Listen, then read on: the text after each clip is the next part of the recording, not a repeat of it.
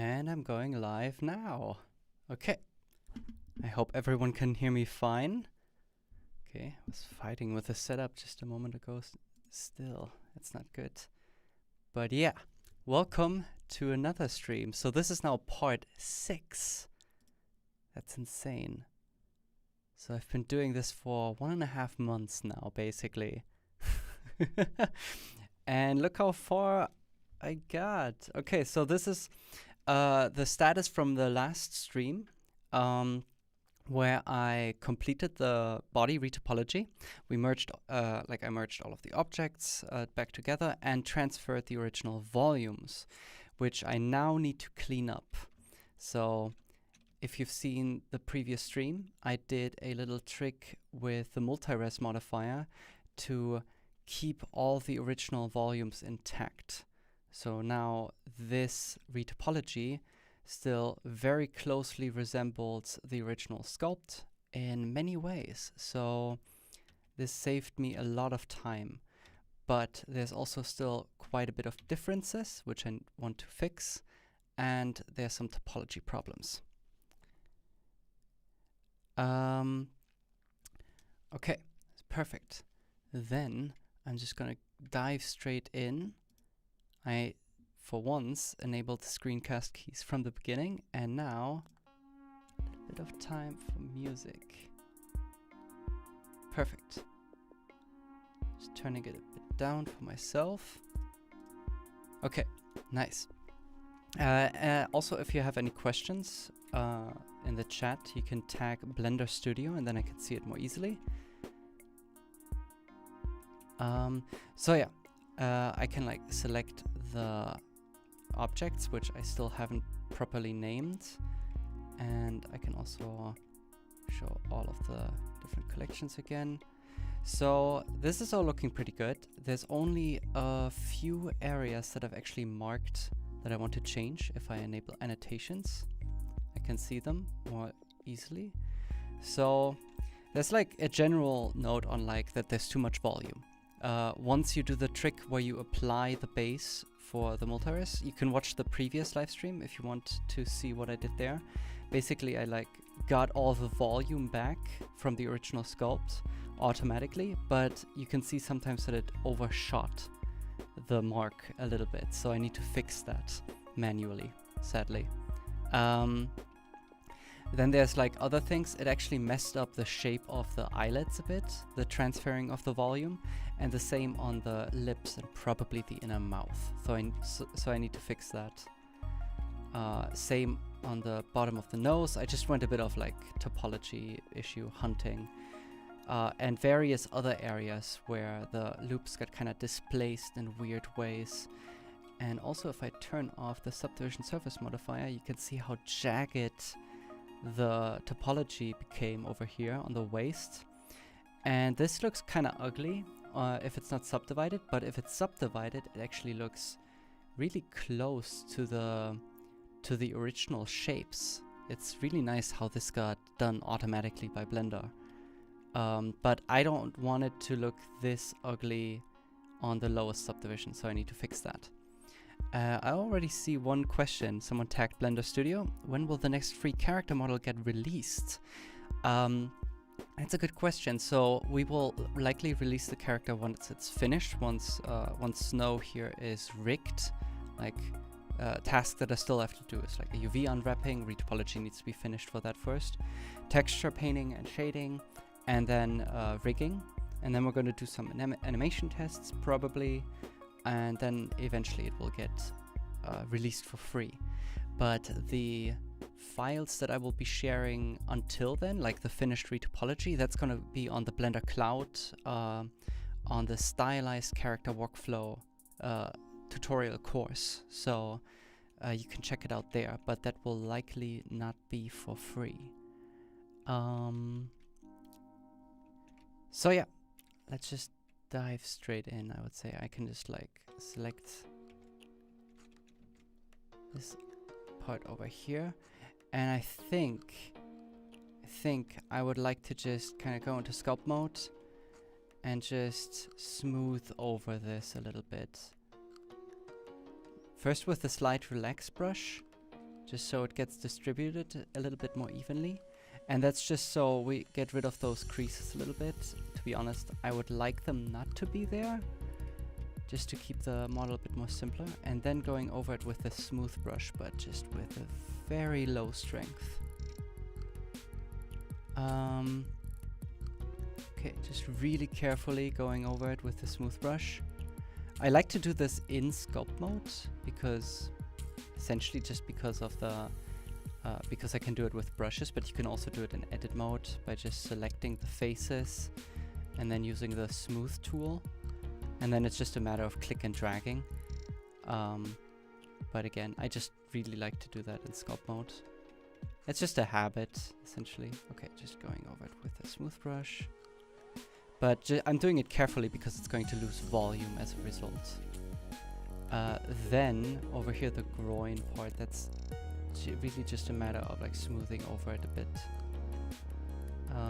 with a smooth brush. I hope there's no like symmetry issues that I caused. I will have to check on that.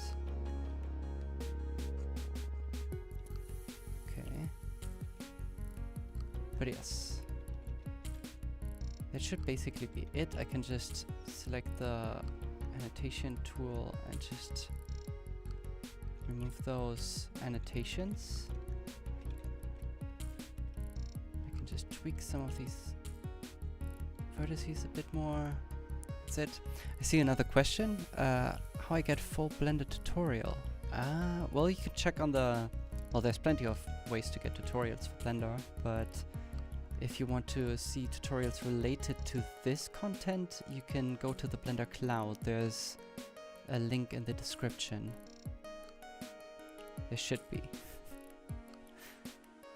Should be a link to the Stylized character course where you can find more files and content related to this character. Okay. Now. Okay.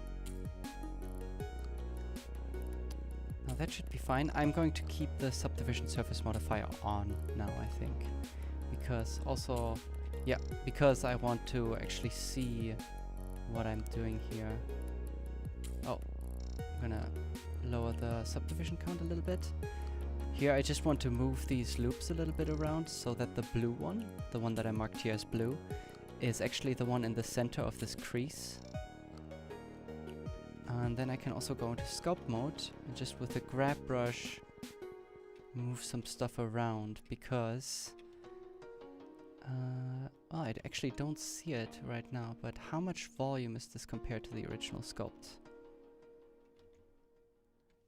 Oh, actually, let's see. I can like toggle between. And you can see that like the arm, for example, the shoulders, they gained a little bit of volume. It's not great, so I would need to fix that. I think the hand is so high res that it didn't actually do anything like that. I'm gonna remove the annotations again from the overlays, because I also noticed this like kind of like a bit of a sharp edge here, and I would like to fix that. I can do that fairly easily by just smoothing over it, I think.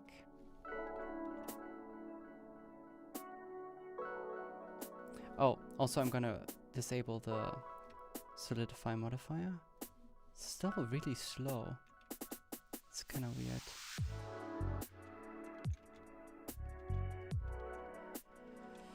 Oh well. Another question. So I have a problem. I'm very confused in shading nodes. I'm new to Blender. Which tutorial is the best for me? Good question. It kind of... I don't know, like... there's so many tutorials out there for shading nodes. It's hard to tell. Like, specifically... I mean...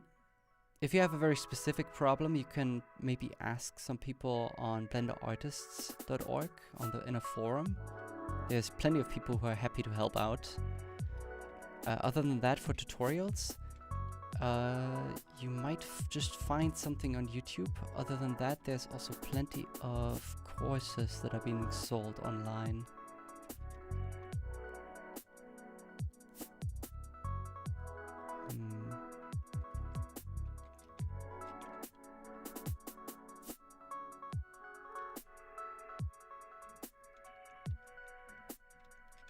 Yeah, I think I'm gonna go over this with the Slide Relax brush, because it's just a matter of having all of this topology too close together, I think.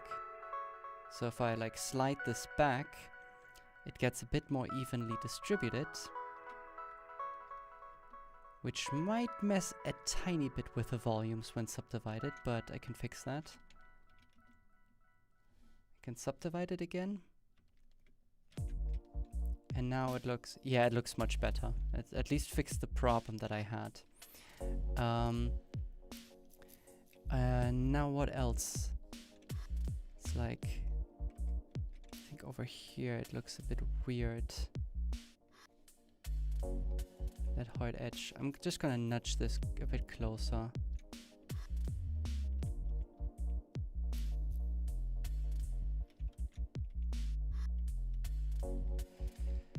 Okay. Should be fine. Although I'm not a huge fan of like, yeah, of how it's like creating this little bulge.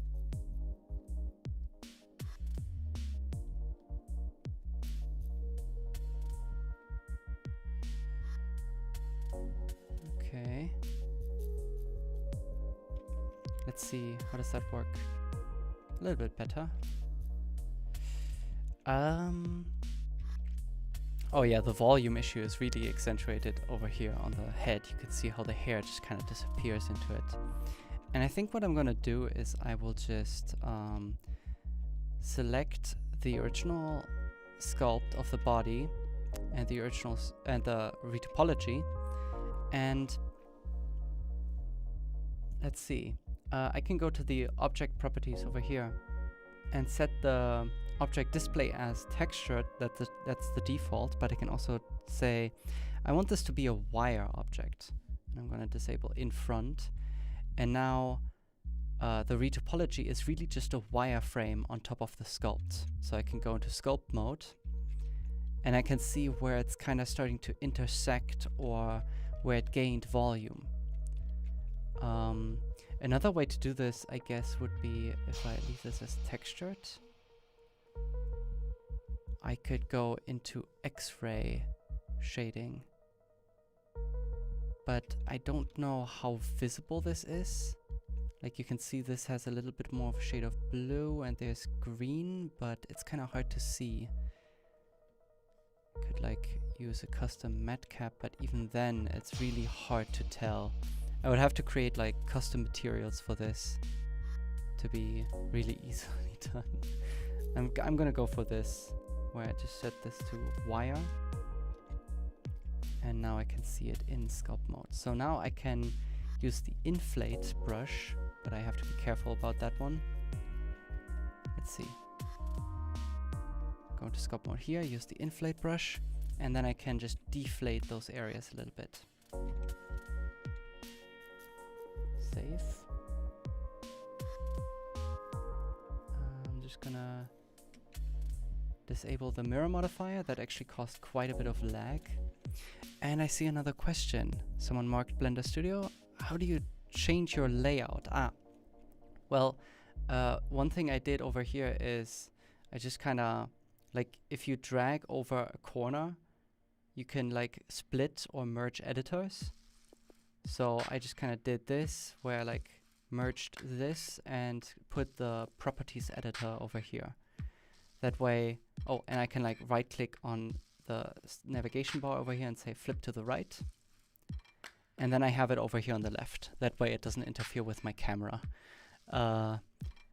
And the theme, you can actually find that in the description. You can download it right there. Okay, I'm gonna leave the brush size pretty big, so I can just brush over this a little bit, and you can see I'm holding control to deflate the areas, and the moment they start to intersect with the skin, that's the volume that I want them to have. So I can like inflate again and deflate again until I notice that like on all of these different areas, it's like roughly on top of each other.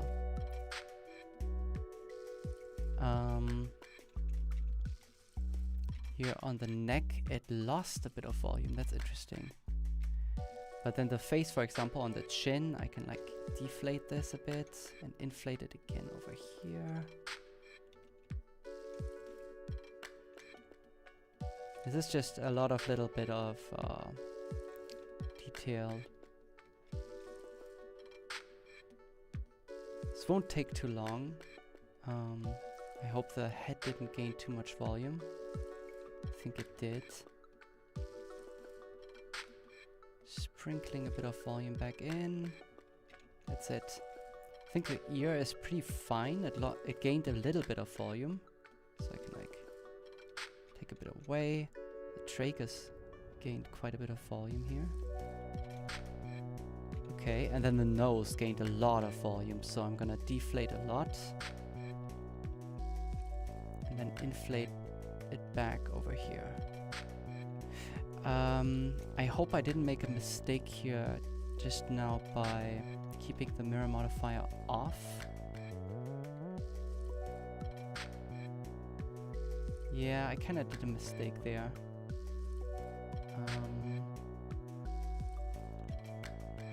You know what? I still have the chance to undo this.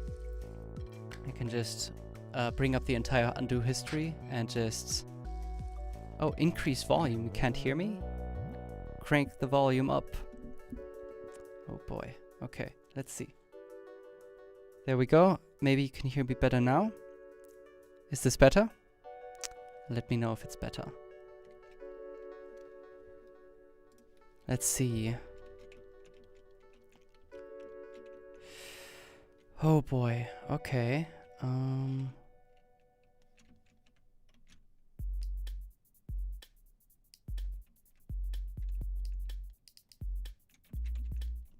Did I undo everything? I think I did. Perfect. Okay. So I can save. Okay. You had 100% volume. Okay. I hope it doesn't interfere too much with the music. Usually I have the music quite low. If there's any more problems, just let me know.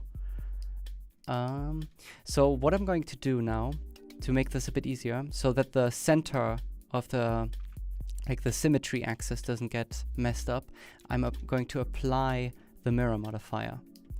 So now I can go into sculpt mode, and if I now, since I have symmetry on in sculpt mode, it's just going to do this thing much better. It's actually going to take the middle of the sculpt much better into account. There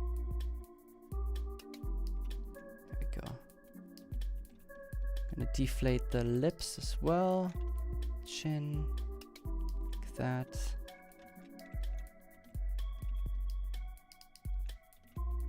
And again, I need to be careful to keep the brush size pretty big, because otherwise the the retopology is going to get lumpy.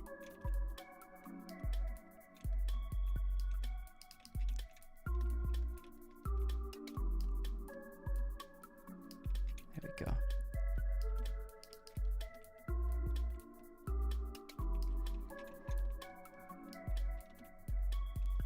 Perfect. I see someone ask, how did you get the history of all the things you did on the character? Well, that's actually like two things I can recommend. In the preferences, there's, if you go to system, you can set the undo steps up to 256, and that's generally what I'm doing. And then what I did is, sorry, I saw another question. Then what I did is in edit, you can find undo, but there's also undo history, and I set a shortcut to it, which is, for me, it's just Control-Alt-Z. You can set any shortcut to it that you like, or you can find it just here, you click on it, and then you have this little window which you can drag around, which you can like select an undo step, and then it's just immediately going to get you there. I see someone ask, why not use the shrink wrap? Where did the extra volume come from?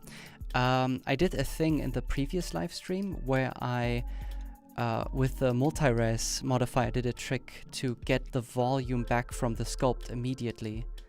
But usually what it does, it overshoots the mark a little bit, and I get too much volume.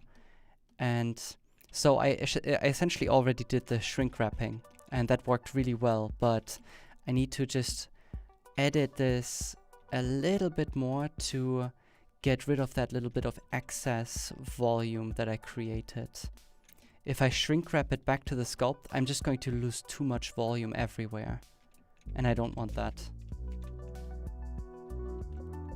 You can check out the previous live stream if you want, or other than that, there's also, if you go into the description, there is actual tutorial, like a tutorial series called the Stylized Character Workflow that I created, and there's an entire chapter on retopology where I go over this in much more detail and a bit more calm, like a bit more like taking my time actually explaining things. So it's much more like a tutorial. That's essentially what I'm saying. There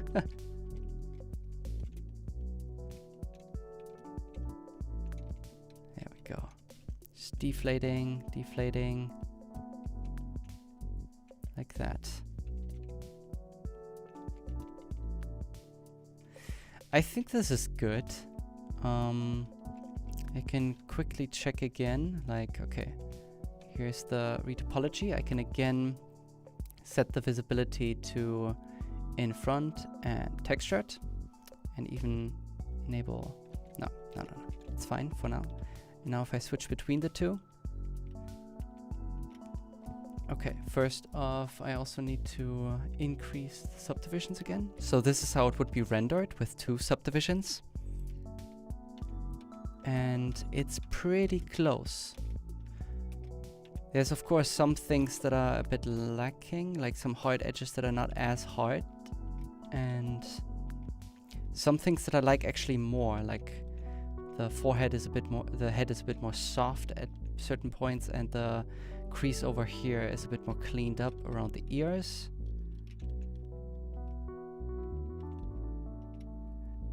Actually what I can do is I can switch over to another matte cap. I have this like as a shortcut over here in like a custom menu, but it's just an old matte cap from 2.79 that I can switch to over here. And now can see some of the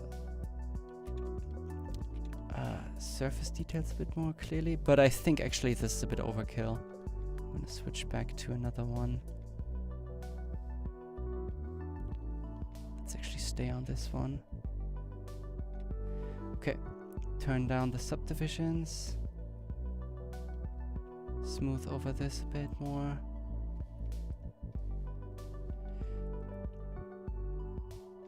There we go.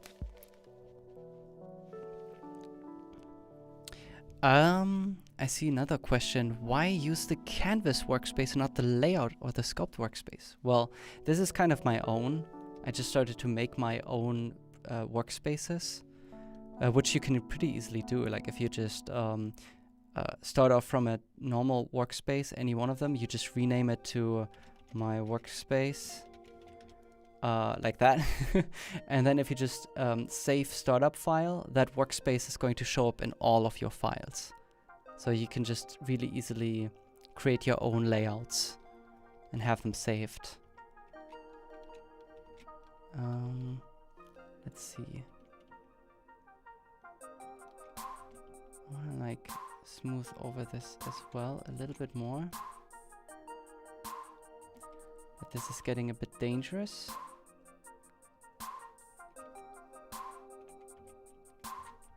Now it's also the time where I should switch back and forth between the retopology and the sculpt mode. But first I want to fix like a couple other areas. There's still oh yeah, this is basically done. The fingers, too much volume, I pretty much got rid of that. This pole, to be honest, I can live with it.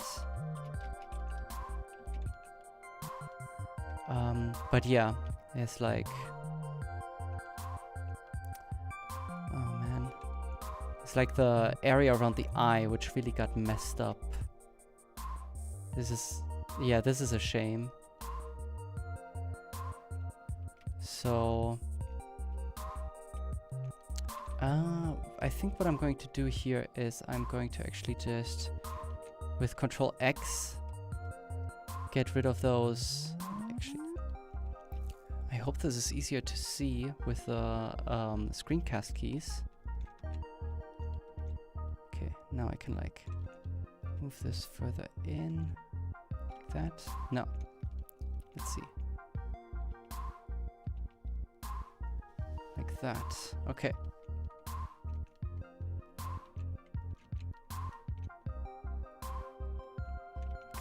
I just want to like, I'm removing loops and then I'm adding them back in. Just so I can get these simple straight lines back. So I had like 2 supporting loops over here for the sharp edges and then one in the middle. Basically like this.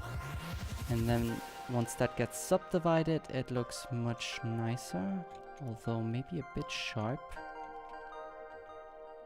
Can like slide this back and forth a bit. Yeah, and then the eyelet needs to get fixed. It's gonna be a bit of a hassle. So I'm gonna disable the... I hope this is not too dark. Let's see. I'm gonna do this again. Okay, with the slide relax brush I can go over this a bit, I think, and like move this a bit around. This might not be the best tool for this task, to be honest. Yeah, it's like really sliding out of control.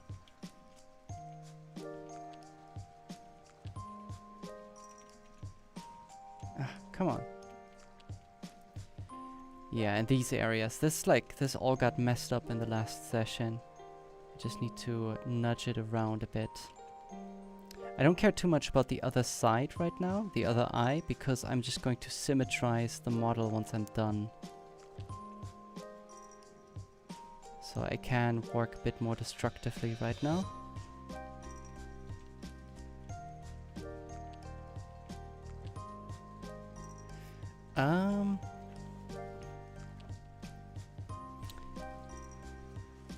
Again, if you have questions, just mark Blender Studio in the chat. I can more easily see it that way.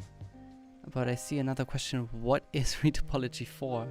If you're interested in some more tutorials on Retopology, I do have a link down below for a tutorial course. But Retopology is essentially most important. In this case, this type of Retopology for animation. Like this is a mesh that can be rigged and then animated for movie productions. So it needs to be very clean. It's essentially the purpose of it.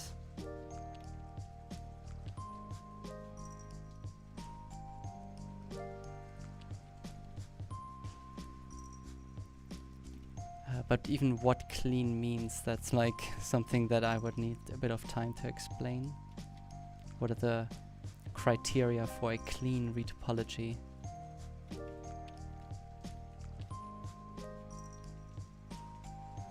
There we go. Hopefully that works. I want to get that sharp edge from the brow back.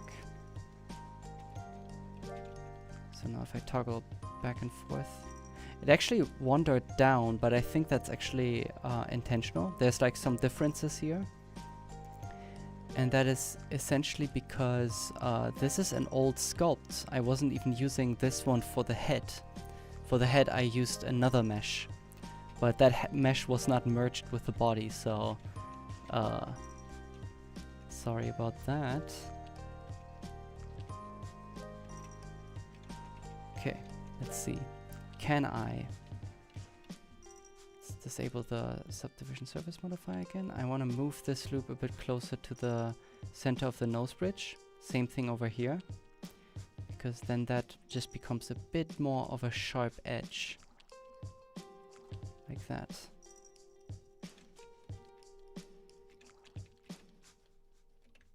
There was also an issue over here with, yes, with this.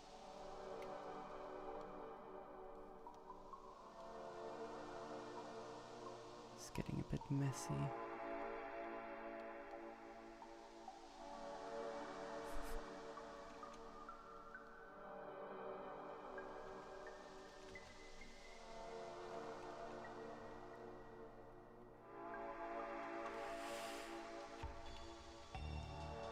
Oh well, I see a bunch of new questions have popped up.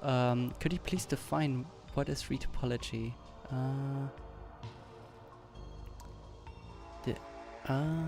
Okay, well, I can get a bit more into it in a moment. Could you, well, did you make the rain character? Yes, that was also created by me. So this is like kind of the second character in the series. Will you be doing a show on rigging after will you be doing a show on rigging after this? No, because I am not a rigger, sadly. But it would be nice if there's like some more rigging content after this as well. But I'm not sure that will happen. Maybe. Okay. Where did you learn to model? Like, it's not something I picked up just at one moment in time. I mean, that's something I've been working on for quite a while. Oh, wow, what happened here? I never merged this back. Okay, I gotta get rid of this and... Wow, okay, I need to fix that in a moment. Well, I did learn it through, like, just as a hobby at first, and then more professionally, especially with my apprenticeship, and then through work.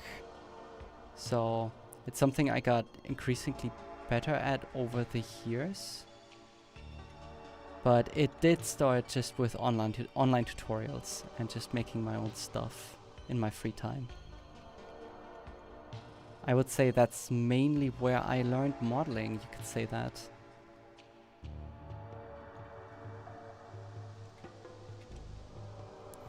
Okay. How can I rig? There's plenty of rigging tutorials, but I'm not going to cover that here, sorry. Well, plenty. There is some, like, usually when you look for the main courses on marketplaces, there's some really good ones. I think there's also plenty of good rigging tutorial material online on YouTube. There should be. Any tips for shading characters? I hope so. That's something I want to get into once I actually shade snow over here. That's gonna happen eventually.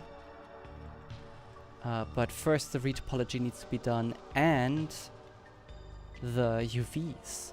So that's all stuff that I will need to get into as soon as the retopology is done. To be continued.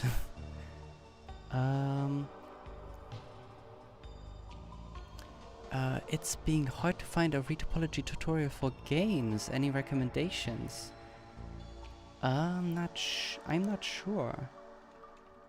And yes, that is, to be honest, something that I've been struggling with as well.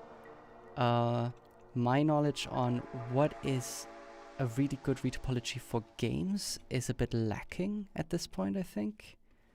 The little bit I did know is maybe not really up to date anymore. I need to find out, and that's why I've been looking for some retopology content for games as well. If you know about any really good ones, let me know, because I think a lot of the tutorials that I've been looking at are like really general, but I would like to know more on...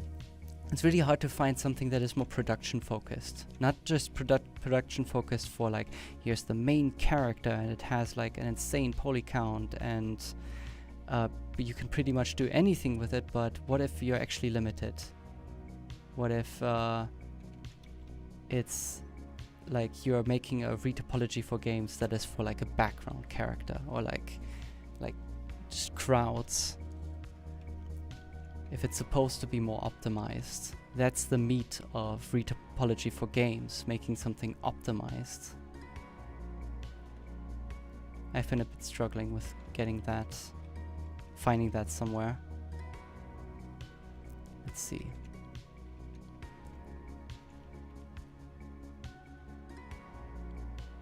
Okay. Volume up.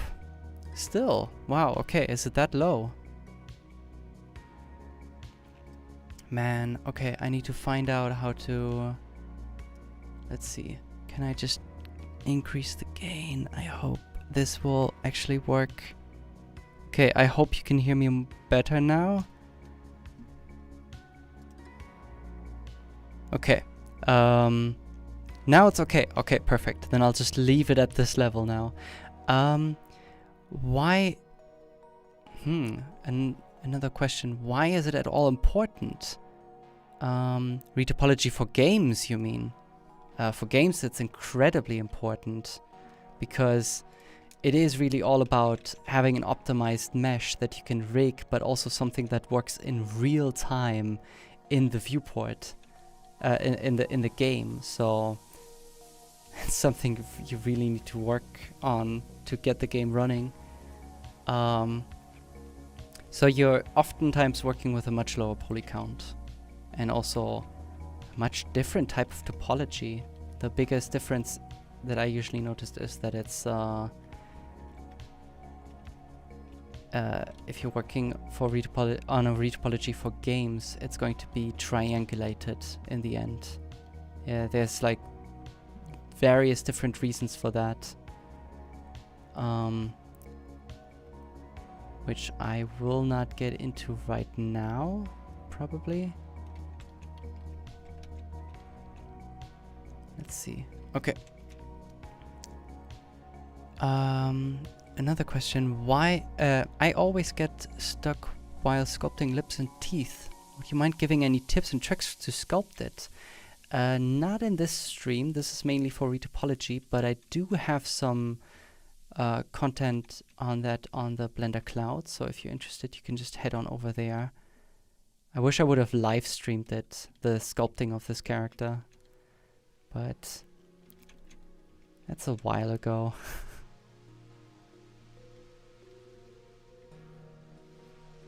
Okay, I want to like nudge this further in over here. I want to get that crease back on the forehead over here on the side.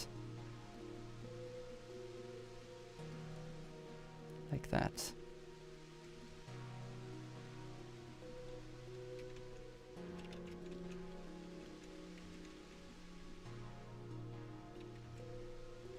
Just a little bit.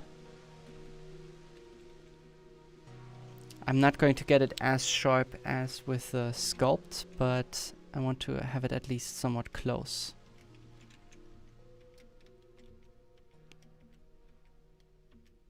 Okay, the nose also has a bit of changes. Yeah, I can see why. So I'm gonna actually push this a bit further in. Perfect. I'm gonna see what that does when I've subdivided, and I can switch between. Yeah, the nose actually changed quite a bit.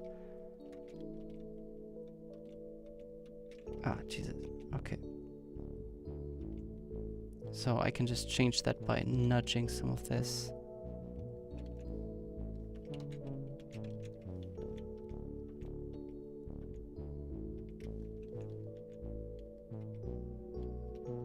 Now it's also higher, so I'm also going to change that back.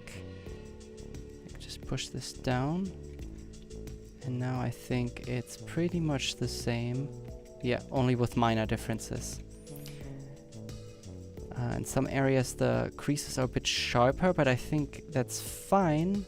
Like, I want them to be a bit more smooth, so that they can actually get sharper in the animation. Once they need to be.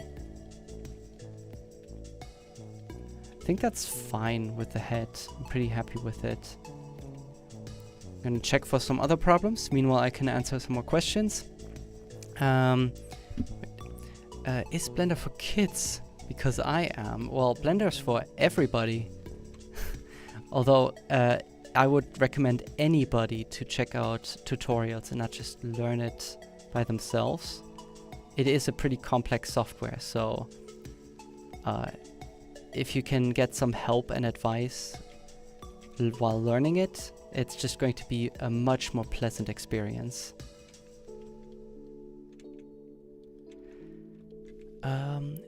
Are you also going to make its teeth in another stream? The teeth are actually already done. So I can like, wait. Haha. Okay, wait. The teeth are here. I should get them over to the retopology. Yeah, I should do that now. So I'm gonna copy also the eyebrows. Like this is all stuff that I've already done. And I can just move it over to the Snow Retopology collection.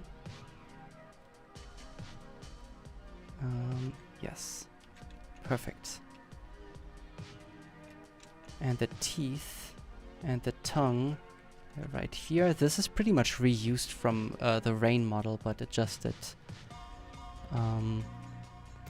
What I need to do though is to get rid of all of that extra stuff.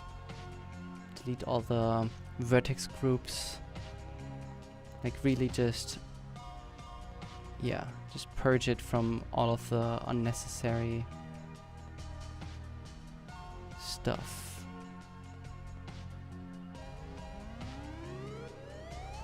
Oh well. Oh, there's adjustments. Okay, I'm gonna keep those. Delete all other groups. Keep the adjustments here too. Delete all groups. There's also another question. Do you have any experience sculpting really high-res models with skin pores and stuff? And pro tips on that. I don't use that often, to be honest. I usually handle those kind of details in the shaders or with texturing.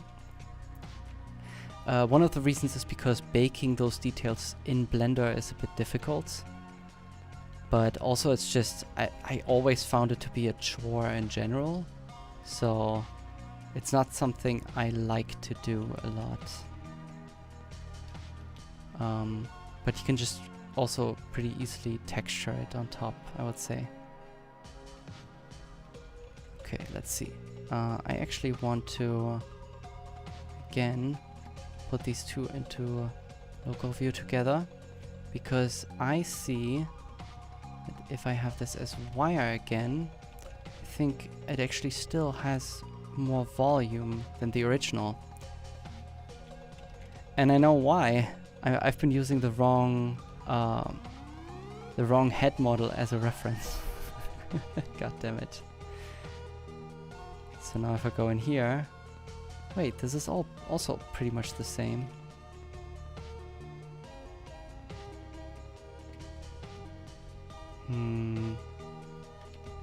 Then I do wonder why the hair mesh doesn't match up. Okay, so I can just set this back to texture. That's essentially what I did. Bring back all the other objects. Yeah, then I need to take the hair mesh over here and give it a bit more volume.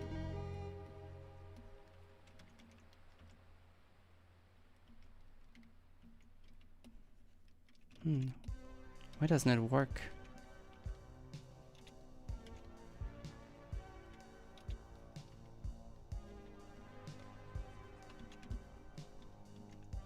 Oh, I get it. It still has the shrink wrap modifier on.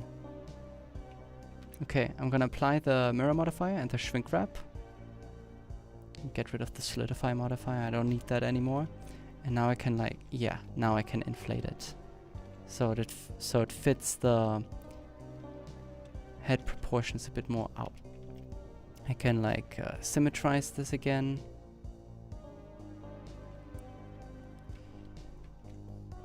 Enable X symmetry, and then I can just sculpt over it. Give it a bit more volume. Get rid of these hair clumps. Like that. And inflate this even more. Like that.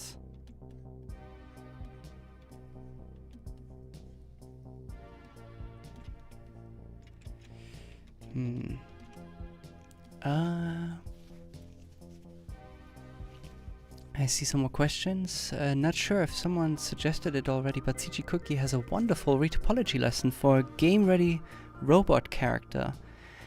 Okay, it goes over the optimization theory nicely. Okay, I'm gonna check that out. So that might actually be something that would be helpful in that regard.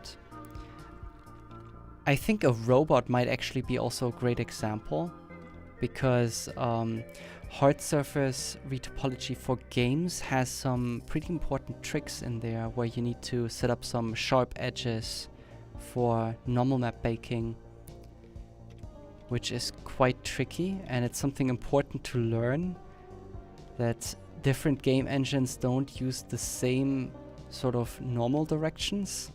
It's really it's really stupid. I still don't quite understand why it's not standardized. Why did I remove the solidify modifier? I still needed that. What was I thinking? Okay. Now. Interesting. So, okay, good. I can still show the multi-res trick where I regained the volume of the original sculpt. You can see it over here with the hair that I retopologized. It does not match in volume with the original sculpt. It lost actually quite a bit of volume. And what I actually did there is, I mean, it just has a shrink wrap modifier on. All of these have. And with this low topology, what that does is it loses volume. So what I like to do is, first off, I'm going to duplicate and apply the shrink wrap modifier again. And instead of using a subdivision surface modifier, I use a multi-res modifier. I subdivide this sometimes, a few times. And now, like you can see, it's like it's subdivided. Then there is the shrink wrap modifier, which shrink wraps all of those details back onto the multi-res. I can apply this, and now, like, you can see like the base resolution is still untouched from this, but the higher subdivisions in this modifier are exactly how they're supposed to be. This is essentially the original sculpt. So if I now use the button apply base, it actually changed the base resolution. So I can do that again. So if I set the level to 0, I say apply base, bam, it gained volume. And that's just as a way of, like, it tries to regain the volume that it would lose normally. Tries to match the original topology to those higher subdivisions. So now if I compare this back and forth with the original, we can see that it gained actually a little bit of volume, but it's much closer to what it was. And I just need to do that for all of them. Okay, I can just hide these again.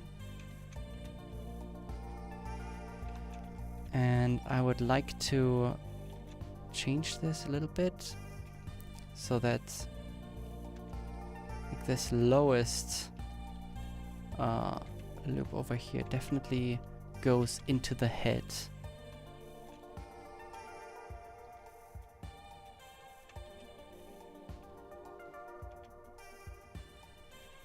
Can also do that in sculpt mode, like that.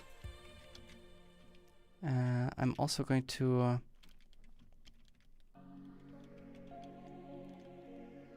set this not in front and set it to be with wires again, just so I can again compare the volume loss. So I can just go over it with the inflate brush like that.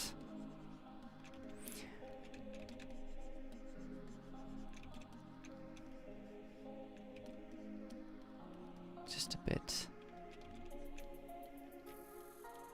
Okay, this should be good.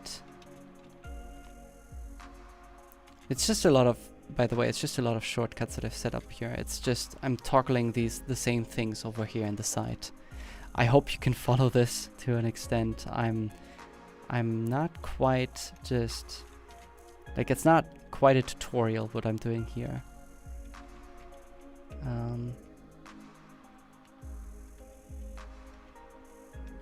But yeah, one thing that kind of happened is it lost some of its sharp edges, and I would like to get them back. So I can just nudge these back, I would say. Should be pretty easy to do.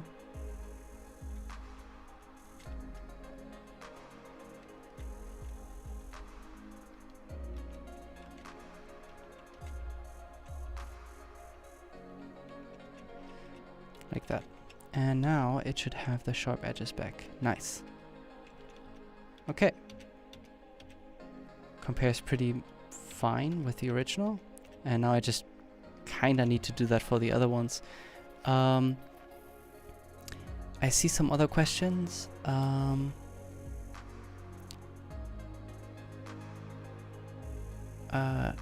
A question way up there. Is it compulsory to have a graphics card to use Blender? Yes. Absolutely. Like, you need a graphics card anyway. And I would say that the better the graphics card, the better you can use Blender. How would you compare Blender to Modo? I've never used Modo, to be honest. When finishing Retopology, do you increase the subdivision surface modifier for better resolution? Or it will stay with the same resolution as it is? In this case, this is a Retopology for film, so it's definitely using the subdivision surface modifier at the end. So yes. Oh, I never finished this. Right. Another question. I want to ask that creating characters in Blender is good for the laptop, which are not made for these types of things. Well, depends. You can use Blender with even a really weak laptop. That's fine. And I'm using Blender for my own personal projects on a laptop. You can have laptops which are a bit more beefy, of course. Like, mine at least has a pretty good graphics card, but it's not the most like the strongest machine otherwise.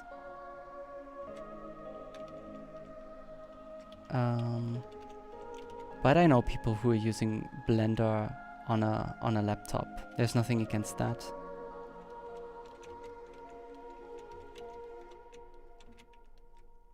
Okay. Perfect. So I think I'm just going to duplicate that that process that I just did on all of them by just yeah, I'm just gonna apply the shrink wrap modifier again on all of them just to be sure. Well, I mean, I could just quickly merge the objects and apply the shrink wrap modifier on all of them. But I'm just going to do it one by one. Screw it. Just cleaning it up as well in the meantime.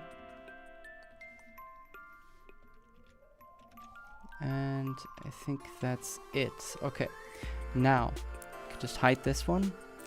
And over here I can add a multires modifier and just subdivide it 3 times. That's basically it.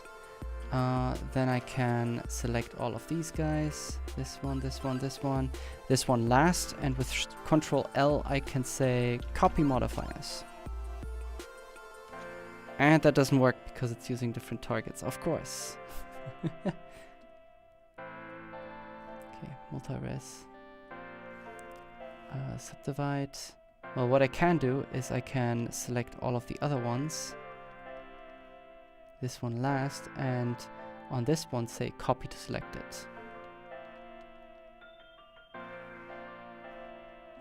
And now all of these also have the same multires modifier on it. There we go. I'm gonna save again. And yeah. It's a little bit of tedious work, but I'm basically almost done with the Retopology, so This is just those last couple of steps. Well, at least for the head and the body. There's more questions that popped up. Have you tried to losing the volume expansion using the solidify modifier? I wonder if that will yield a good enough result. Sorry, I don't know what you mean.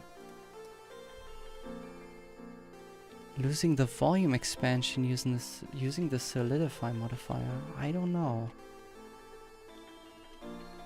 Sorry. Apply base. Get rid of this. And apply base. Get rid of this. Oh, oops. Apply shrink wrap. Apply base. Get rid of this modifier. And add the subdivision surface modifier back. Same thing here. Apply. Apply base. Get rid. There we go. Apply base. Get rid of this modifier. I'm going to do that for all of them. So, okay. Apply base.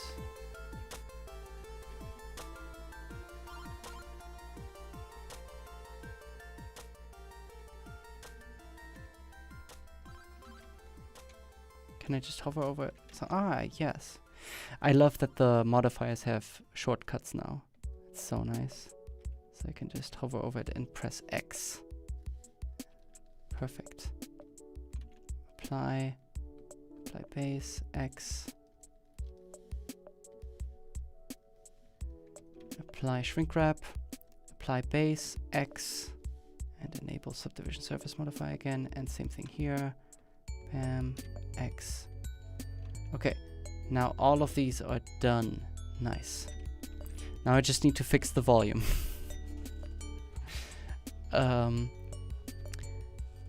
Another question, is working with Blender shortcuts workflow faster, or is it okay to use industry standard? It came from Maya ecosystem, so I was wondering if I should start with Blender shortcuts. Well, I've been playing around with the industry compatible keymap for a bit, and to be honest, it's not too bad. I can tell you that it's going to be very convenient coming from another software, but it's going to be very difficult watching tutorials, because if you need to know if they explain to you how to use some shortcuts, you're not going to know. The keymap is going to be completely different, and Blender is pretty shortcut heavy.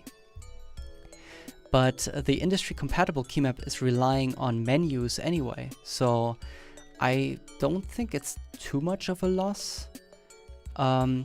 But here's the thing, because the industry compatible keymap is relying a lot on menus instead of shortcuts, it is slower to use. In my opinion, especially because some shortcuts are just outright missing completely, and you can't get them from anywhere else, it is actually slower, a lot slower to use the industry compatible keymap. So I don't know if I can recommend it, to be honest. What's going on here? Oh.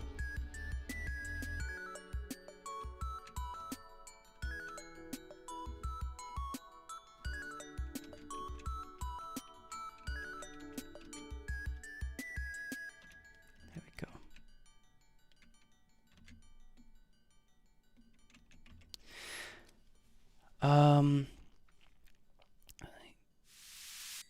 Okay, so another question. Once the base is applied, add a solidify modifier and the solidify inwards the desired depth and delete the outer mesh. Yeah, that might be a bit too much work. I don't know, I'm just gonna stick with this workflow for now, but I see what you mean. To be honest, I would not even do that with the solidify modifier. I would much rather just do it with a displacement modifier. That's just giving you exactly what you want to do, but without having to delete anything. The problem with the apply base is that it it doesn't consistently add too much thickness. So it's kind of relative to the density of the mesh and what the sculpt was. So instead, I'm just going to do it by hand. I have a bit more control like that.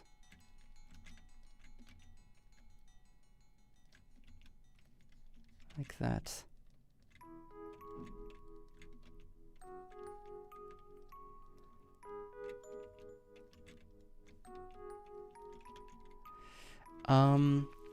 Another question. Why are there people who are distrustful of Libre and open source software? My personal guess is Microsoft are big proprietary software companies. I don't know. Well, that's a bigger question than for this stream, I guess. I don't know. There's like, I'm so glad that Blender is getting rid of this, like more consistently over the years got rid of this, what would you call it? It's like known for being, that it's being used for hobbyists, pretty much. But that is only because Blender is open source and free, so you will see a lot of hobbyists and beginners use it. So that is the face of the software that you will have. While for other proprietary software, you will only really get people sticking with it that can afford it and that are going to use it professionally. So it's just, I don't know, it's an interesting problem.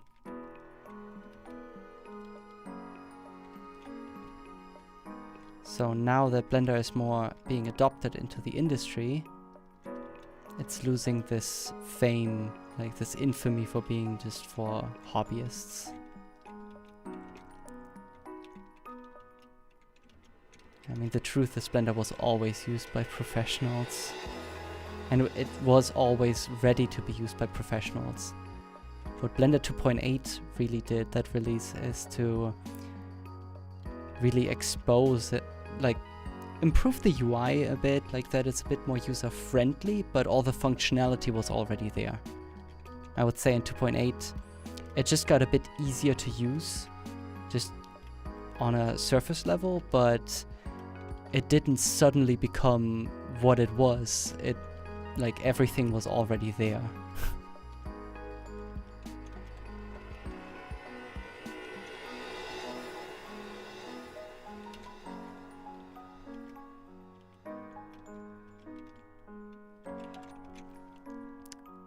Some more questions. Are there any add-ons for better sculpting or modeling? There's plenty.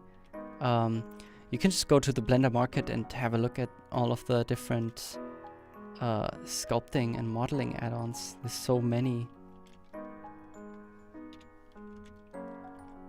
Also depends on what you want to do. There's one for pretty much every for every task that you need for hard surface sculpting, hard surface modeling. There's so many. Kit bashing.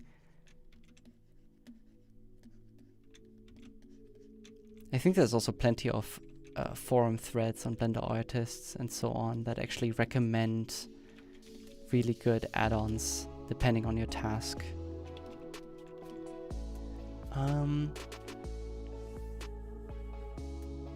Another question. Did you see Dynamo Dream? Ian Hubert is no hobbyist. Yeah, he is not. And to be honest, I still need to see it. It's been on my to-watch list. And yeah, I can't believe I haven't watched it yet. But I've seen clips from it for an eternity, like everything he posted. I'm so glad it's done. Like, it's so incredibly difficult to pull something like that off.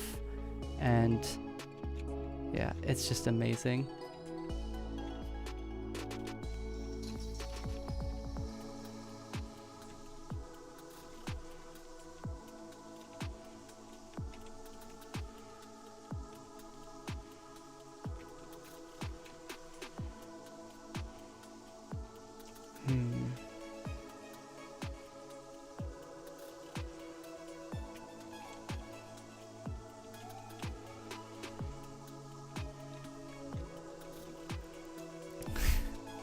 I have a feeling this is gonna be the hair retopology stream again, but this shouldn't take too long, to be honest. I hope to be done with this really soon, and then I can already prepare for the clothing retopology, which finally needs to be done. Okay.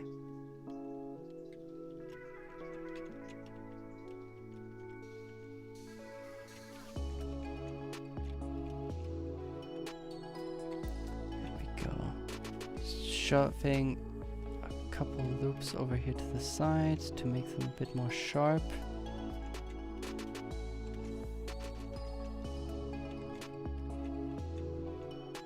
Go.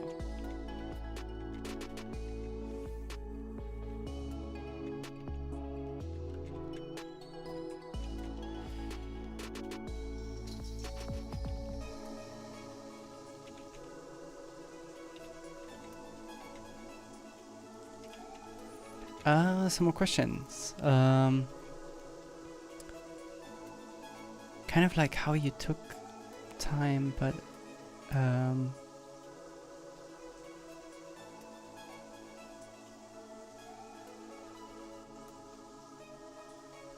oh yeah, Linux is also like I mean that's an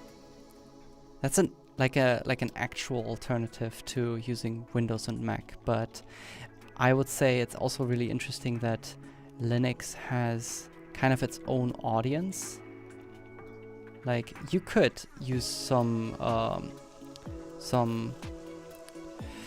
operating systems of Linux, like Pop! OS, or like there's various versions online that make it really easy to use, but I would say the main crowd for Linux is probably developers.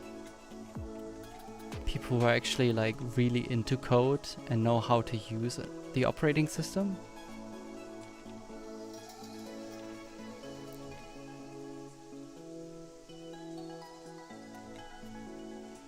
Well, that's at least my impression.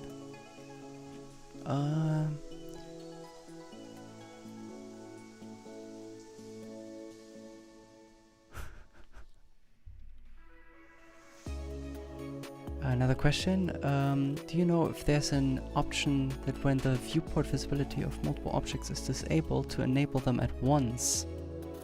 Oh yes, this is actually like something that I am using constantly. Let's say you have a collection in here, and like, let's actually use this as an example. Like I have multiple collections in here and objects within. Like you have like all of this hidden, and like you enable this collection and it's still hidden.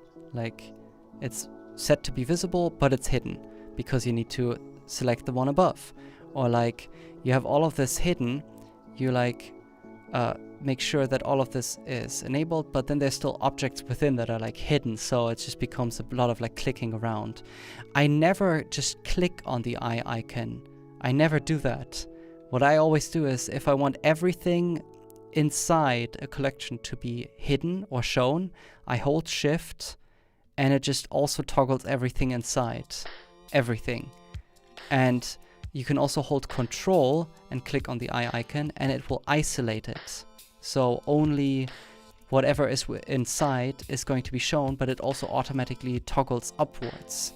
So it's really useful, like especially the Control button, which also works like if you click multiple times, it will toggle between only having that one visible and having everything visible. So that is basically how I click through the outliner. I don't do it any other way. Another question. I'm on your site and there's no price linked on the course for the instructor speaking right now. Why is there no price? Well, it's tied to a subscription, but it's really just, it's like just over €9 a month, and you just get full access to the entire site. And not even that, you can also just download it and you can keep it. That's the thing. Everything on there is open source.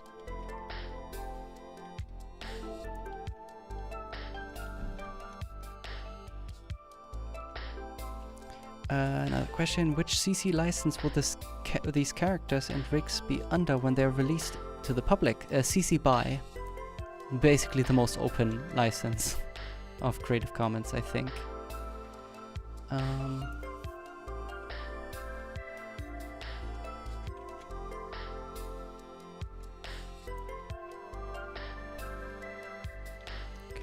I am going to... Oh, wait. Let's isolate these. Select all of these big hair clumps, set them to be wires, and then I can just deflate them.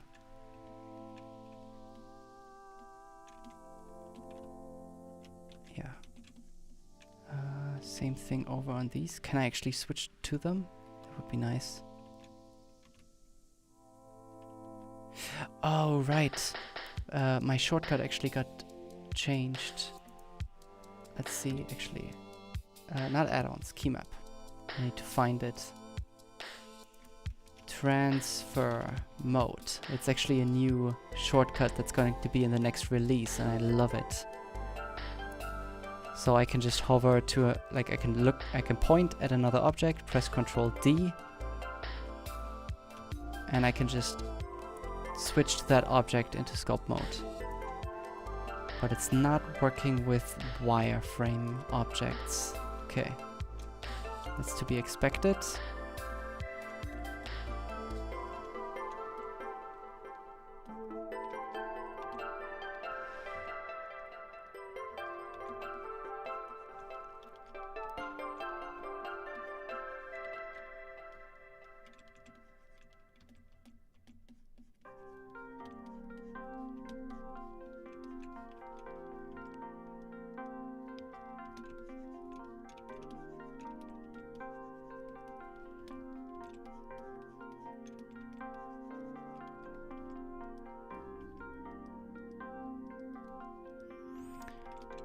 Okay.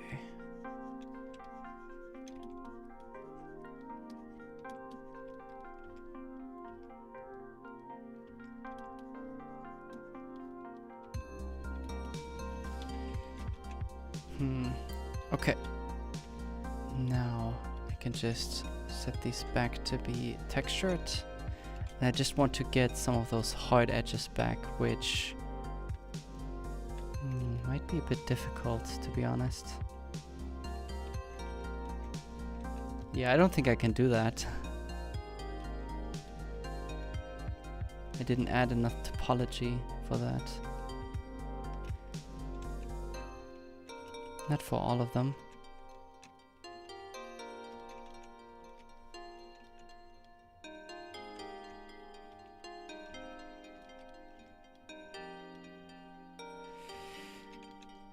Yeah, it's actually fine, I think.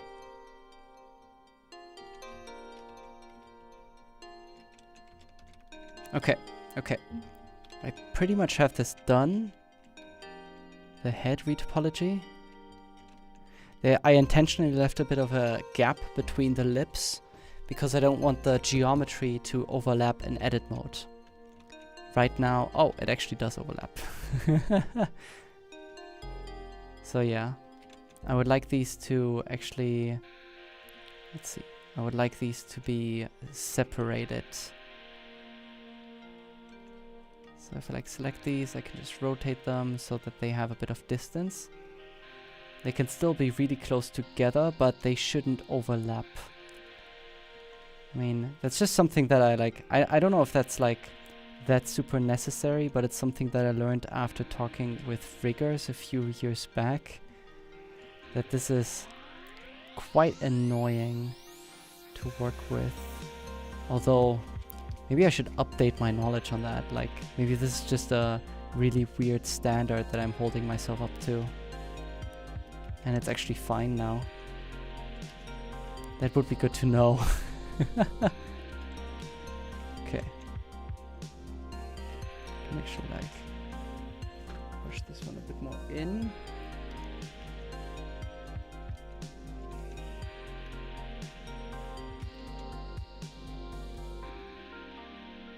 Becomes really hard to see now, but I can still see which vertex is. Okay. Nice. Okay, there was still some... I had some annotations left on the hand. I pretty much fixed all of these areas. And I fixed this. I was still thinking if I would maybe want to scale the ears down a little bit. That's like a pretty late design change, but I'm considering it. Just a little bit. Like, they don't need to be that big. Okay, let's see. Can I just smooth over this? Just a little bit. Yeah, I think I can. Can just smooth over this. But I need to do it carefully.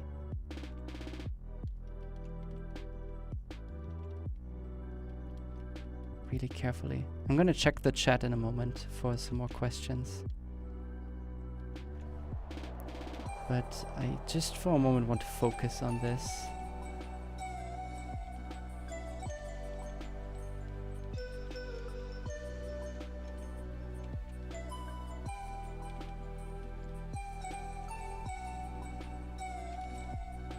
Okay.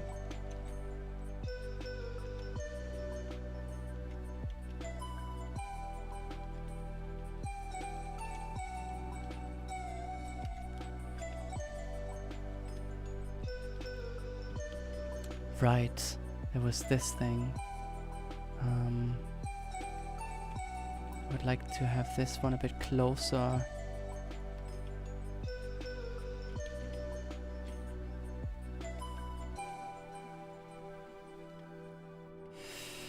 There we go.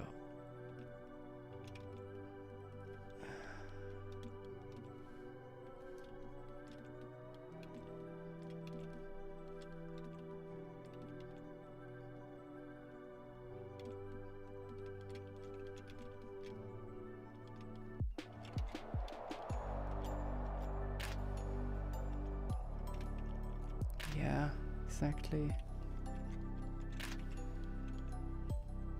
All of this needs to be closer to this crease to keep it.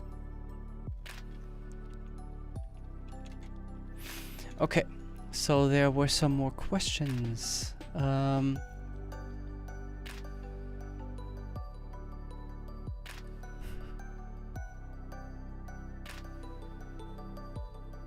Oh yeah. You're from America. How much does the course cost? I'm not sure, to be honest. It might just, I mean, it might just translate 1-to-1, but I'm not sure. I'm not up to date what the value of the American dollar right now is, to be honest.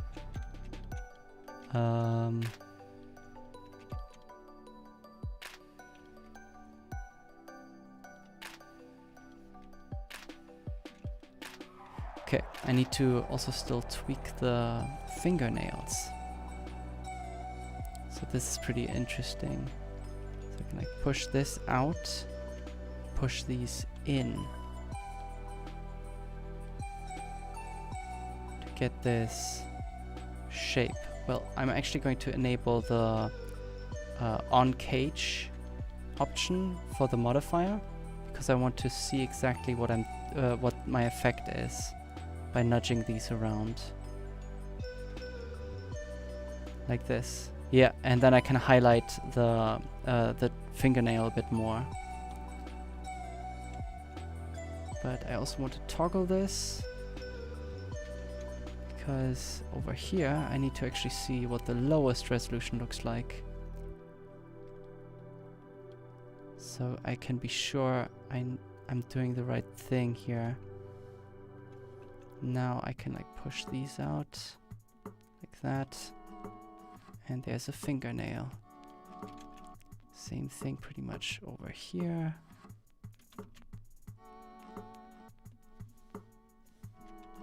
Like that. Perfect. And I'll just keep doing that.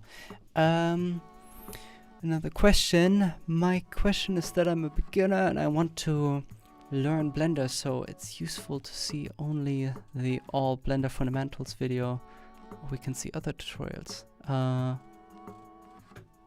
learn, so it is. Oh, the Blender Fundamentals series. I actually really love it. Like the 2.8 Fundamentals video series on Blender is like, that is not just a really good series. I think it also has the potential to be much more timeless. Like, even with the upcoming changes for 2.9 that are still planned, and even like 3.0, I think the Fundamental series is like, if you learn that, like, that's all important and really valuable information. But I'm not sure if it's the greatest beginner series if you're completely new to 3D, because it teaches you how the software works, but it's maybe not the most hand-holding experience. It does a good job, but I wish it would be stronger on that part.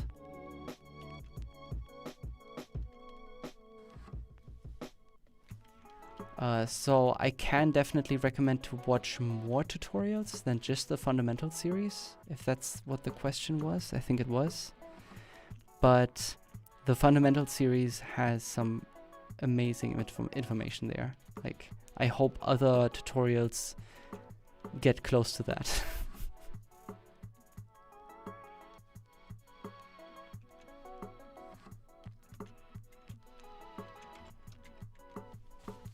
Okay. One last fingernail remaining.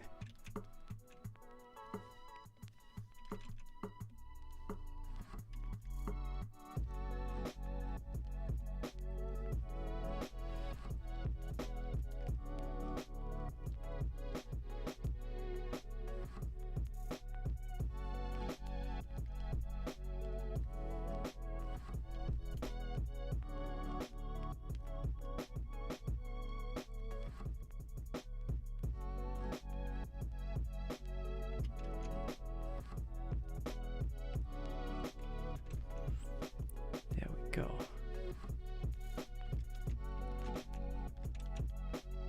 That should be it. Just for safety, what I like to do is to symmetrize the object again. I'm just gonna do it with the mirror modifier though. So I just enable bisect along the x-axis, and that should also replace the other side. Oh wow.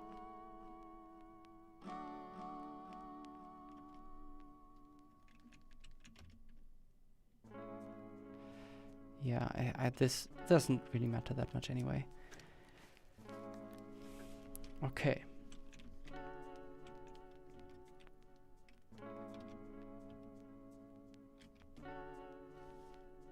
Let's disable those modifiers again. Oh, wow.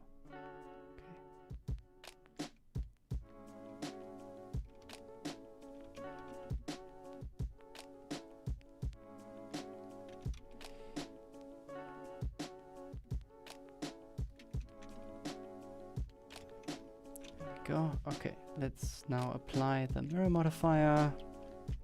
Gonna get rid of these extra modifiers that I added a while ago. All of these should be good. This should look good.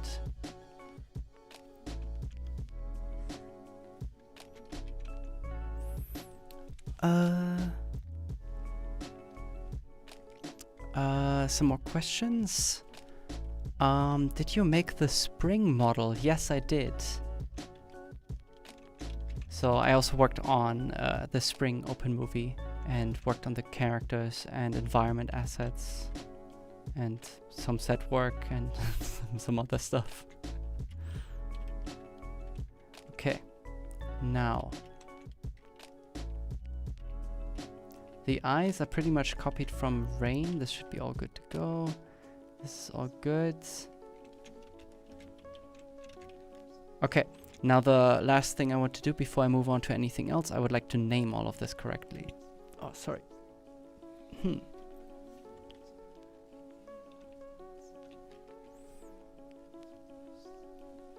Okay, So we got GeoSnow body. There we go. Then we got GeoSnow eyebrows.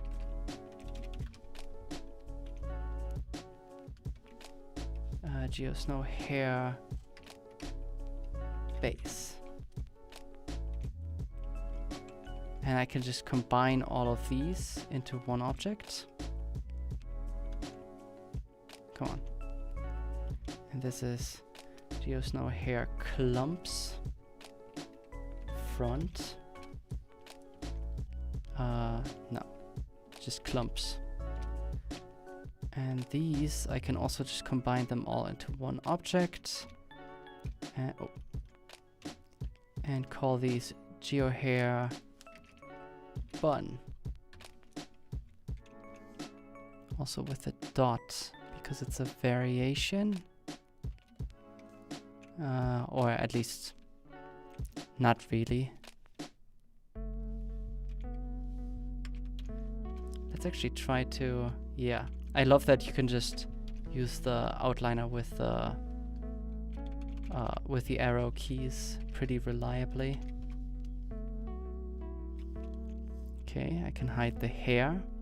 Then we have GeoSnow tongue. Can hide this.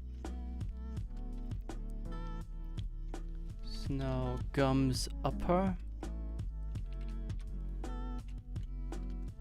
And gums lower as well. Snow. And then we got the teeth. Oh. And over here as well. Snow teeth lower. There we go.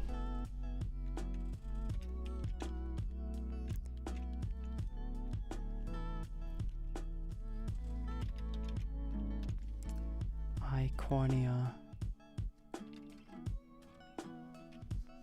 and snow eye. But then I also still had these eyes, and these are GeoSnow eyes, well, eye and anim. Because they're just going to be used for animation as a kind of dummy. Okay. Perfect. Then, some more questions. In your strongest opinion, whom should modelers be learning how to model for animation from? I ask this due to all the wrong videos out there trying to explain this. Yeah, it's kind of difficult. Because it's like lots of people like making tutorials, but they don't really have much work experience to actually give any meaningful tips, and it just ends up being like a pretty standard beginner tutorial.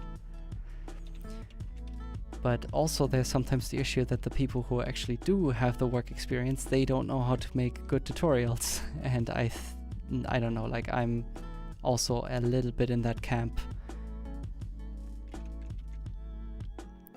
So it's a bit tricky. I don't know.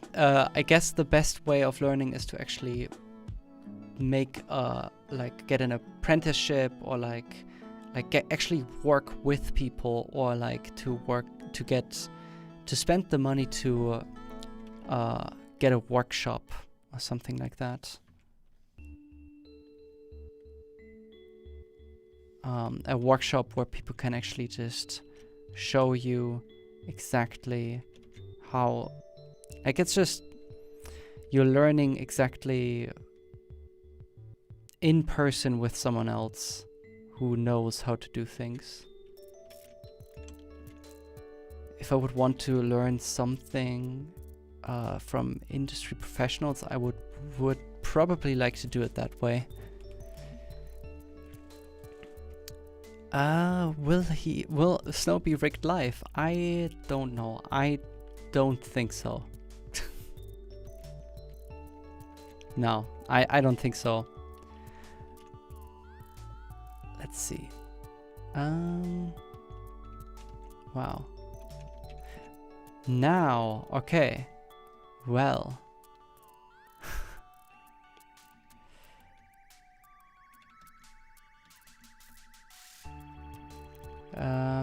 I think what I'm going to do now is I would like to copy the materials over. That would be great. So how are the materials called? This is just hair, skin, clothes. Oh, it's using Vertex colors. That's why. Ah, damn it. Of course. So I'm gonna live without EV and materials for now. So I want to actually retopologize the clothing now, and that's gonna be the next challenge. So I still have a bit of time for that. I can do that. But another question, so you know about blend shapes? Sure. It's like a very specific question. Here's a good question. Why are there so many typos and bad grammar in this chat? I'm missing something. How do you... Wait, a more serious question. How do you rotate your view? Okay, so I can just quickly talk about that. It's like I'm using, in the navigation settings over here, I'm using trackball navigation instead of turntable. It's just really good for sculpting and painting tasks because you can still rotate your view, not like normal. But the more you're like outside of the editor, the more it's just tilting. So if I rotate here, it's just doing it normally. If I do it here, it's actually tilting. So that's a really easy way of getting more angles. But then I also have a custom shortcut made that just lets me tilt the view like that. Maybe I will share that at some point in a form of a tutorial or something. But I don't think I'm going to show it here right now. Okay, so I want these clothes on the body retopologized. How do I do that? They do kind of have like a really rough retopology that I did for sculpting, like a remesh, but I want it to be more accurate. And what I would like to do for that is, as a starting point, I'm going to use the body that I already made. And that's basically the same thing I did for rain. So I am just going to hide this and hide these loops over here. And also this loop.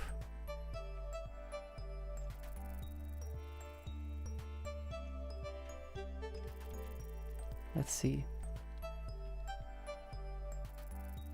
I think like this. Just need to hide some of these. So now I can more easily select everything in the middle, unhide.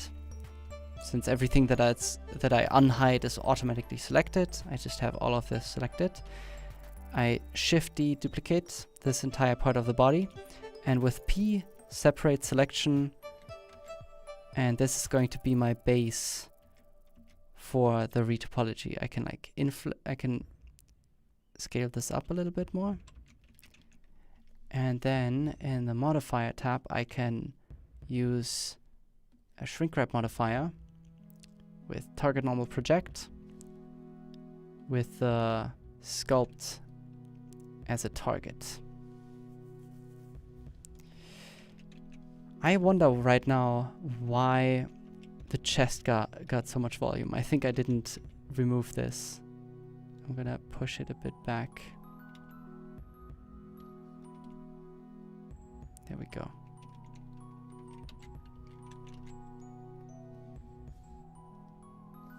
I'm gonna rename this to GeoSnow shirt. There we go. And then I can retopologize this a bit more. So first I'm just going to duplicate and apply the shrink wrap modifier. Oh, I did something. Okay. I'm going to put them both into local view so I can focus a bit more on the shirt. I'm gonna set it to be in front, and I'm gonna use the hidden wire overlay again. There we go. Okay, I can get rid of some details, like for example the belly button, which I can just select over here, Control X, and then split these edges with J. The rest is probably fine, although I'm thinking, yeah, I think I'm gonna get rid of, wait, I'm gonna get rid of this circular loop over here. So if I just do this, I got rid of that. Actually, I think that's a bad idea. I'm gonna undo that because I need this this extra topology. I can keep the topology mostly like this and just adjust it a little bit further. I see someone ask, why are there some meshes named with Geo? Well, that's a bit of a naming convention that I'm following. It's like, if you're in a production, you generally name things based on a certain logic. You don't just name it anything.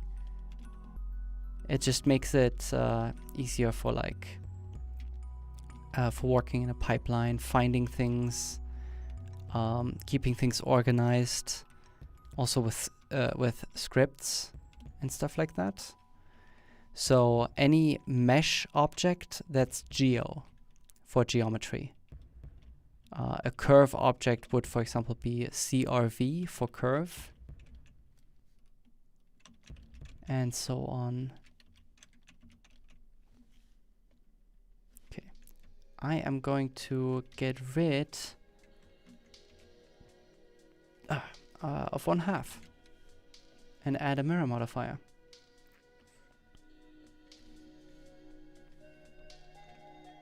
Like that.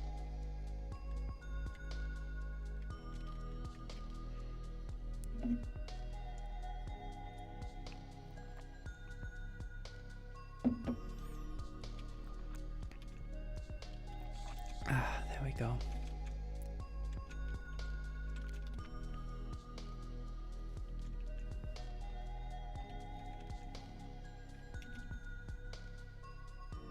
I'm gonna smooth this a bit more.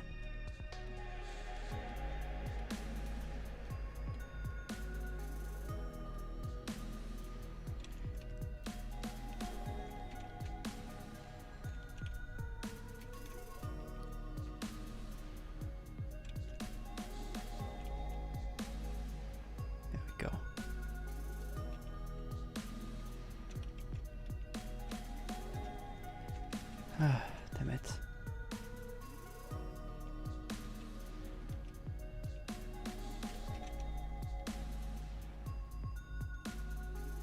What is going on here? Okay, again. Extrude this. Now it worked.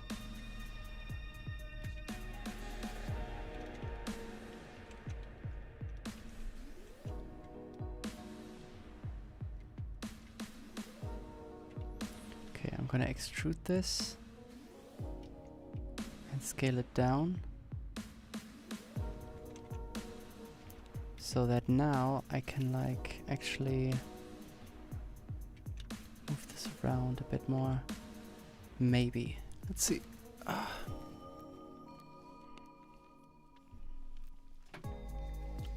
actually going to take off the headphones for a bit. At this point it's getting a bit uncomfortable.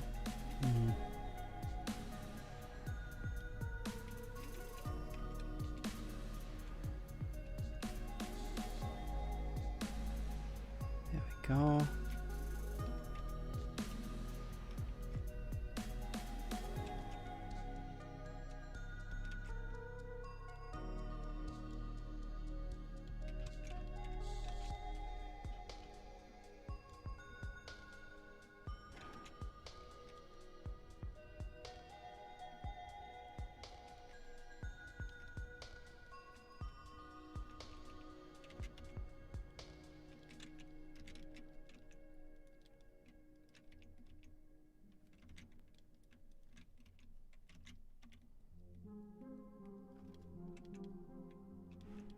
There we go.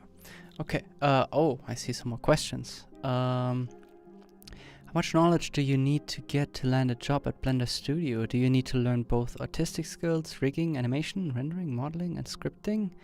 No, I mean, you can get a specialized job at Blender. It's no problem. Like, I mean, I'm a bit more working here as a general artist, but there's also people who are just an animator or just specifically there for like rigging, and I don't know, you can specialize, but yeah, I mean, you do need to be kind of good at what you're doing. We don't have that much capacity for many people, so hiring people, we're kind of like picky, of course. But I think that goes for pretty much any studio. They want to get the best person they can get. But I mean, that shouldn't discourage you from trying, because there's also always demand. I would say it's pretty, it was like a kind of a coincidence. Like, I was pretty lucky to get a job at Blender. If I wouldn't have worked at Blender, I would have worked somewhere else. So I don't think I would have, like, I don't know, like, even if you don't have that much experience, you can get experience somewhere. You're gonna get a job somewhere. But if it's like for modeling, I don't know. An artistic eye is definitely something that's very welcome. And if you already have that, then you can learn the rest.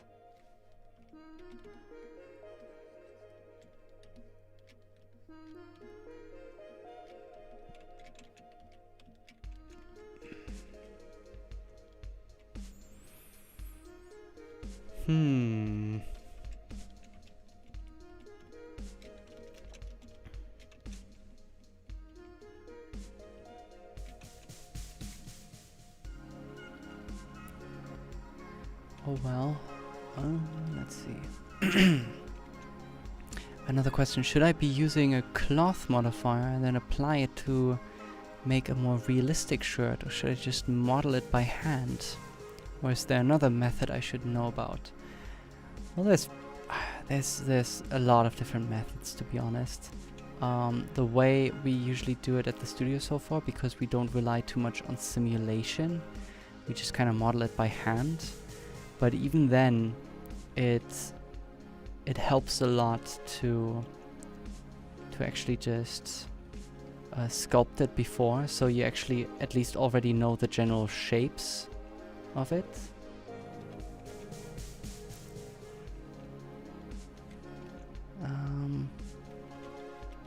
And then it's just about retopologizing it.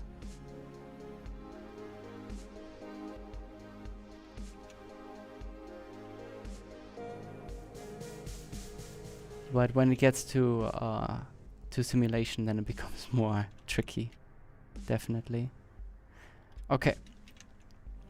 So the reason why I'm also doing the retopology of the clothes based on the body retopology is so that they basically have a very similar structure.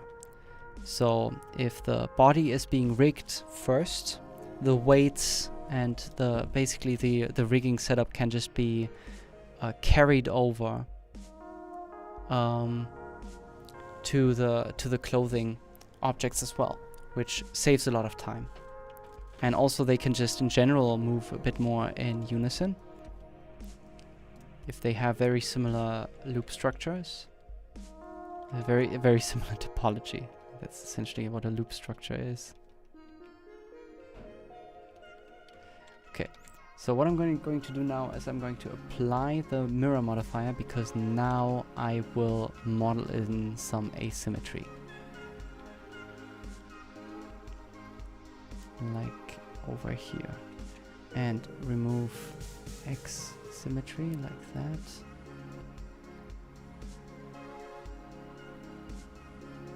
Perfect.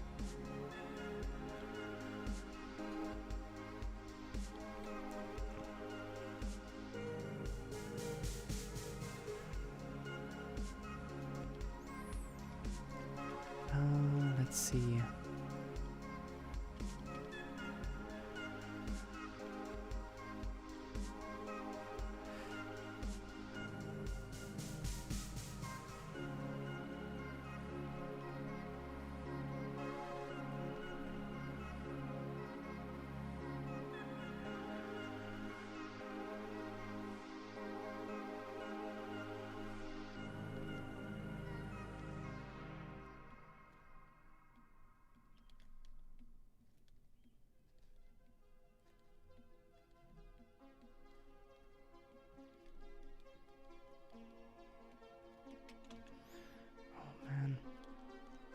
Yeah, this is going to be tricky in a moment.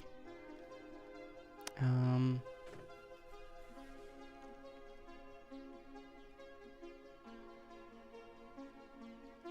just trying to arrange some of these loops to already be on some important landmarks.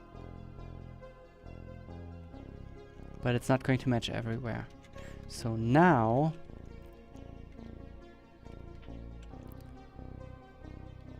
what I would like to do is change this a little bit. Actually, this matches quite well already. Okay, I'm gonna keep it a bit low poly, and I'm just going to knife in some extra loops. So usually like having like these diamonds over here that like then split up. There's a crease in the middle, and then it merges back in the center. Then it merges back at the ends. That's basically it. Same thing over here. Bam. Trying to create something like this over here.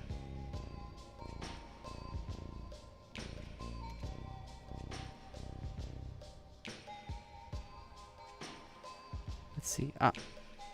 This needs to actually go over here and merge it back together.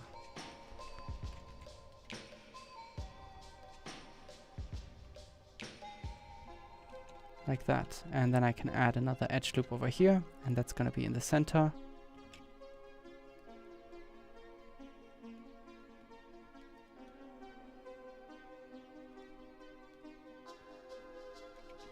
Okay, that's good for now.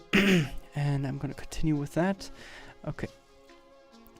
Some more questions. Okay, so I just watched your intro, and it says that you will not be covering the basics for beginners. This is very discouraging. Yeah, this is like a thing for like the tutorial course that I made for the Blender Cloud.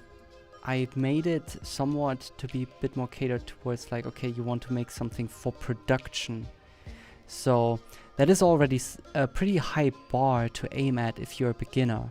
So I would only really recommend it if you're an intermediate user. I still try to explain some things in there for beginners, or like at least the tools that I'm using, but it's not that comprehensive, or it's not that big. It's not completely beginner friendly, not as much as I would have liked.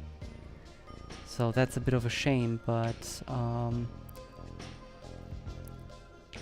yeah, I don't know. It's if we would want to make a beginner tutorial series, then I would make a beginner tutorial series. The stylized character workflow is not that. It's supposed to be something else. So sorry if that's disappointing.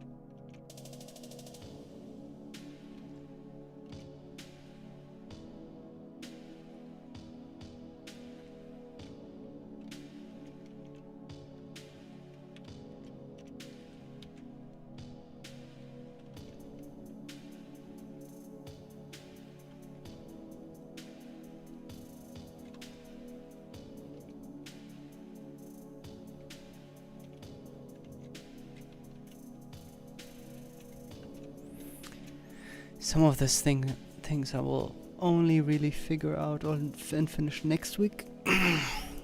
Sorry if this is a bit slow. Let's see.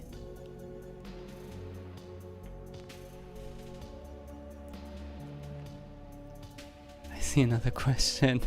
What's a feature that you're really excited about? And while we're on it, what's a feature you'd really like to see in the future? Well, I mean, especially because there's currently a workshop going on in the Blender Studio about the asset management. I'm really excited about that. It's going to be really helpful for pretty much everyone, I would say. It's going to be a very fundamental feature. Other than that, what feature I really want to see in the future? Plenty. So much. It's hard to see what's going to be prioritized.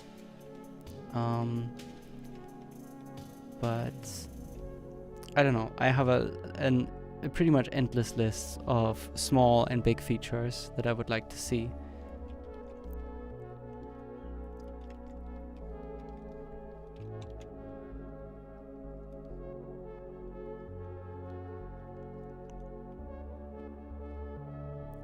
I mean, I guess like the top thing that I would really like to see is if the tools, the active tools project gets wrapped up. It's been a topic for many years now, and I would really like to see some extra time being put in to actually finally finish it. That would be nice.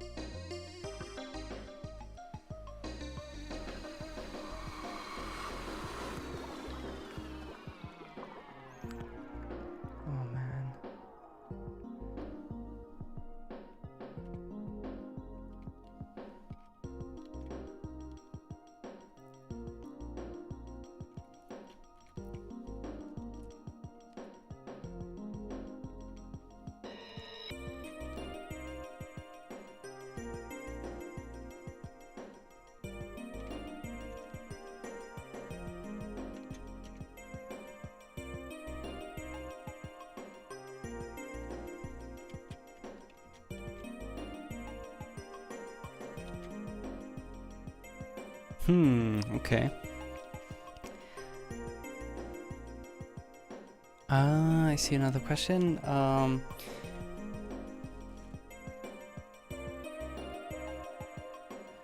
Can you select vertex by the amount of edges is connected to like 3ds Max? That would be useful. Yes, I mean I could have like this pole right here with 5 connected edges, and I could press Shift G for select similar amount of connected edges, and then it's going to connect all the other vertices with the same amount of connected edges. There's like other things in here. Like I can just really recommend to just search for something like that through the menu over here, or just with F3 and then searching for something that sounds right. Usually it's pretty accurate, I would say. Let's see.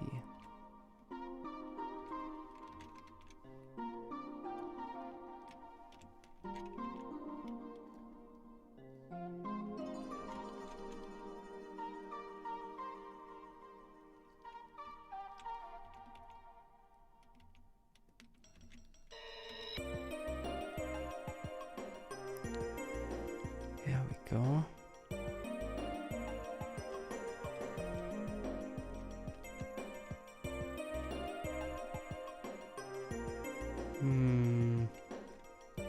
Can I do this?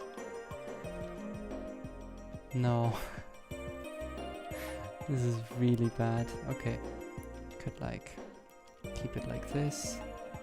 Split this up even further. Screw it. I'm gonna add a bit of extra geometry here just to keep it a bit more clean.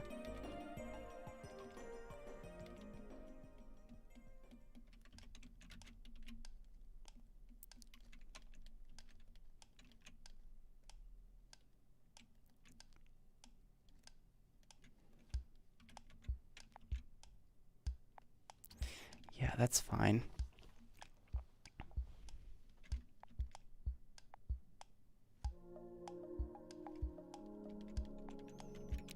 Okay. And I'm almost out of time. So the clothing retopology is really going to be a topic for next time.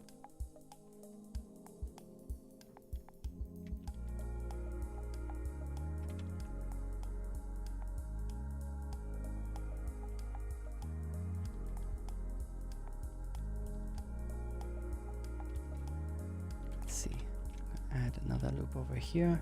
I just want to have at least all the major loops in place, so that it's next week really just about polishing it up and making sure it subdivides well. So I could like wait, I'm gonna duplicate and apply the shrink wrap modifier again to this. And split these edge loops. Perfect.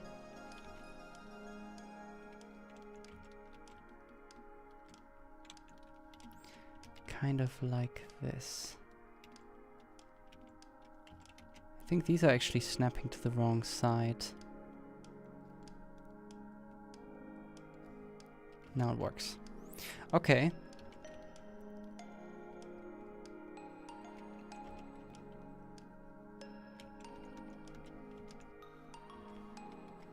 Let's see. Okay. So next week I will have to like make sure all of these edges are well done. Like there's also this, like these over here, and I would like these to just then be beveled like this, and then I can add these seams on both sides. That would be ideal. Yes. And the folds need to be fully worked out. But right now I at least have like the topology kind of in place. And then I just need to... It's essentially a similar workflow as I had with the hair. I can remove the seams and the sharps. I don't need those. Well, I need the sharps, maybe. Not these. Not these ones. I'm gonna keep these. Okay, I'm gonna continue with this next week. So yeah, that's basically it. I'm gonna quickly check for some more questions. Any option, how well does the Tris to Quads tool work, and does it need improvements? Well, it works somewhat. It's just not very smart. There's going to be cases where it will not do what you want. But usually it's somewhat reliable. Are we getting all the content for subscription on the cloud? Yeah, I mean, depends on what you mean with all the content. If you get a subscription, everything that is on the cloud, you get it.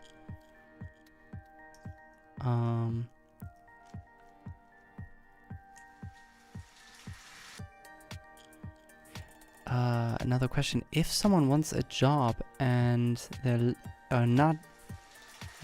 not where your main office is, could they do a job where they're living? So home office, yeah. I mean, I'm doing home office right now as well. I'm only coming into the studio for the recording, for the live streams. But I could also do it at home. It's just here we have a kind of an isolated recording setup. And that's basically it. Thank you very much for joining, and I will see you next week around the same time.